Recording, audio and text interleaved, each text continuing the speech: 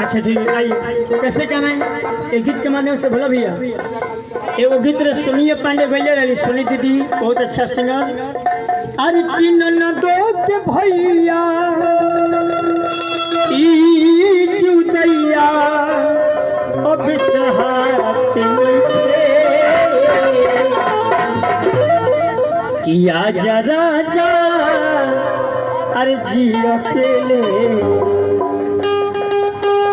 मेरा भाई है बहुत अच्छा, मेरा बेस्ट फ्रेंड भी है। तो भटियारा के नेता दिले रह सकते थे छोटा मेरा भाई है भैया।